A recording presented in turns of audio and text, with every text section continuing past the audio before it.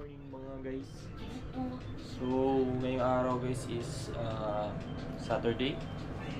Then 4 AM gumising na ako. Kasi dyan lang naman ako maagang gumigising pag nagbe-fishing. At ngayong araw is yun nga, magbe-fishing tayo dun sa Cordova kung saan ako una nakahuli ng cigar.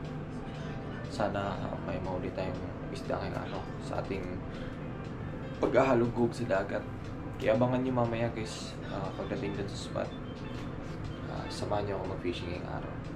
Kaya update ko kayo pag nandun natin sa spot.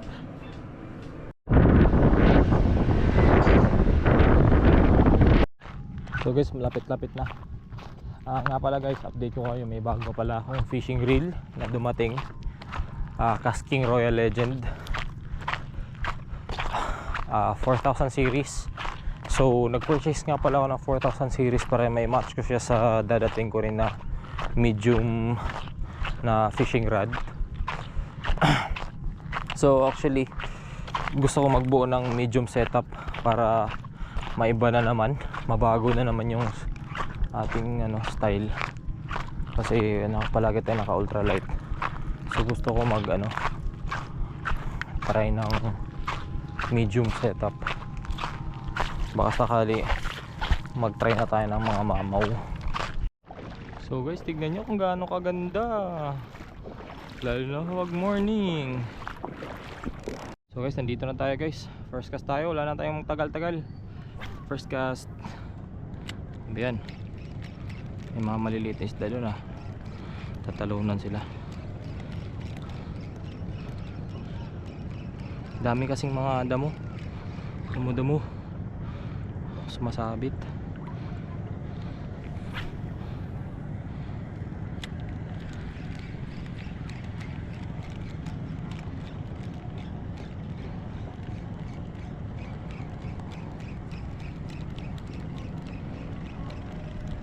Makabuhay na mga naman lang tayo ng maaga.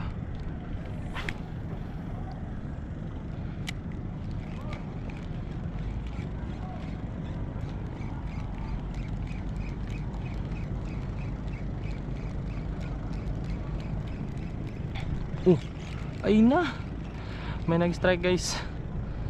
Ramdam ko yung hila niya. Hilang may kasamang vibration. Binangga lang yan. Oh, anong isda yun? Yun na, ayun na. Balo. Tinamaan sa katawan. Na dollfish. Sabi ko sa'yo, nag-i-strike kanina Bigla, delikado tayo. Wait lang. Kasi delikado to Try ko po, nangangat na nga.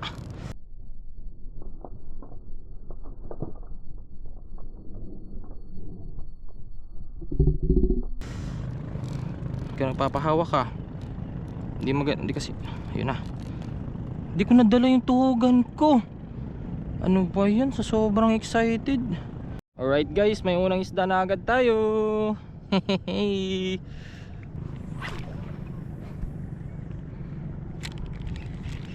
Fish on guys, fish on. Balot na naman.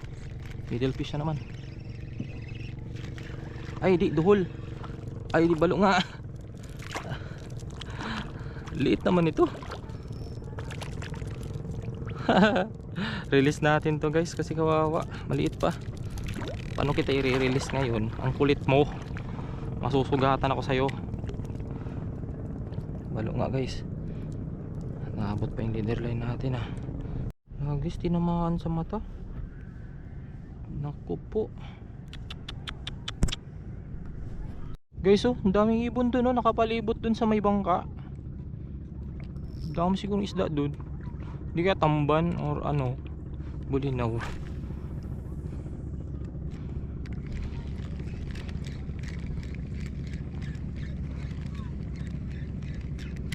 Laka. Ang laki ng umablot. Hala.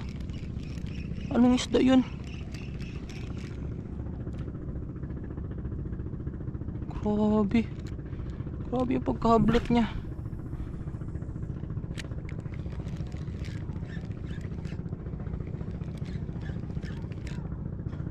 slow retrieve tayo. Makakagat ulit. Kagatin mo ulit.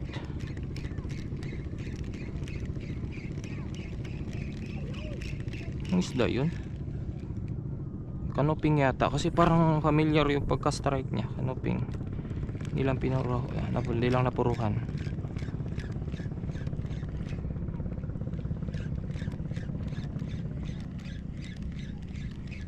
Ayan naman guys, nakikipag-unahan talaga to sa akin. Lumipat na ako, tapos gidyan na naman siya sa harap ko. Sige lang tay, okay lang.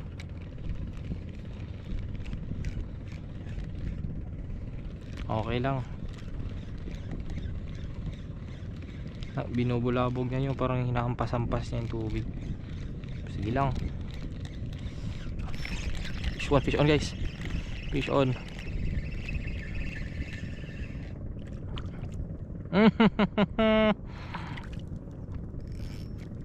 One spot snapper, or should I say yellow snapper.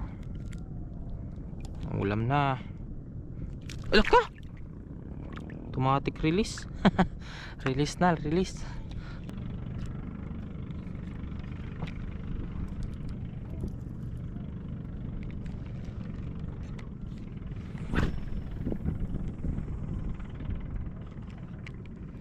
Sana makadali pa tayo. Parang di sayang yung biyahe. Dami na oh. Crowded na yung dagat masyado.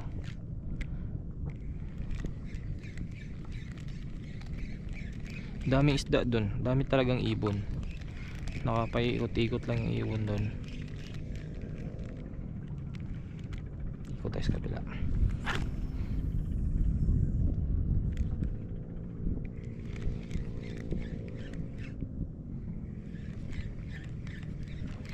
Lah, ang laki naman nun.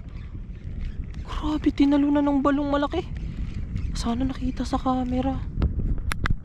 Guys, dyan lang talaga tinalunan guys. Ang laki ng balo. Sana kagatin niya ulit. Dito lang ako. Hindi ako aalis dito. Hindi ko to iiwanan dito na spot. Hanggat di kita nakukuha. Sulit na. Yun yung saktong pang ulam. Hindi niya na pagtalon niya, hindi niya nadali. Malayo-layo na yung lure.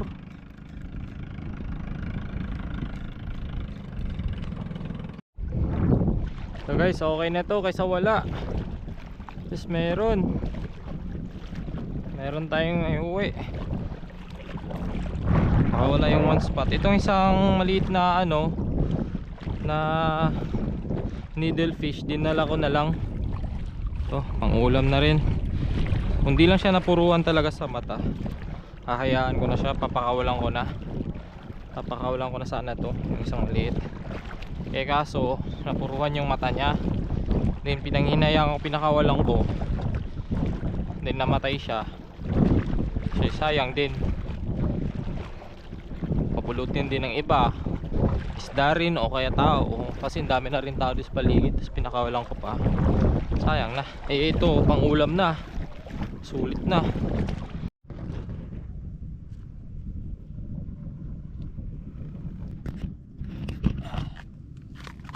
Pahinga muna tayo saglit. At least may pang ulam na.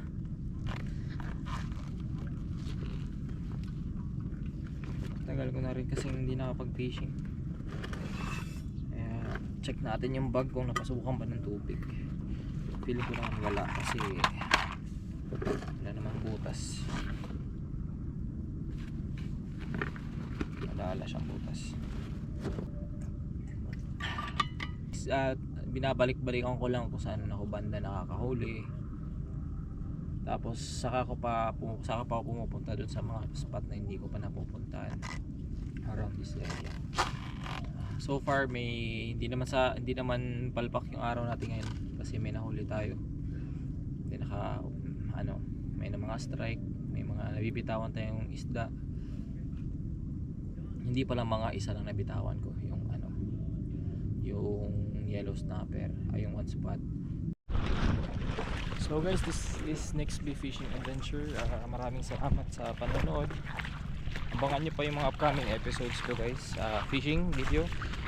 Samahan nyo ako ulit sa mga adventure natin then huwag nyo po kalimutan mag subscribe, mag like, at saka comment na rin po kayo guys if may mga suggestions kayo, comments, or may mga spot kayo na malapit lang around this area, Cebu, Lapu-Lapu City. Baka may mga spot kayo dyan na mga maraming isda, sama nyo naman ako.